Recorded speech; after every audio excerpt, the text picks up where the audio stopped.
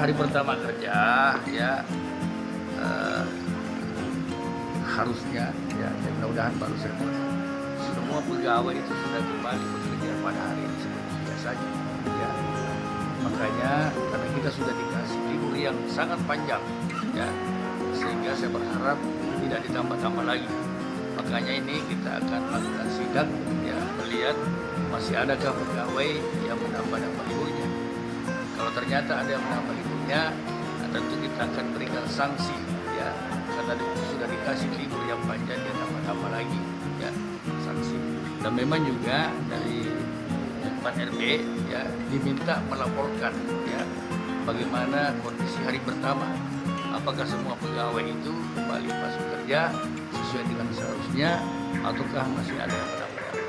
Intinya kalau ada yang menambah kita akan berikan sanksi.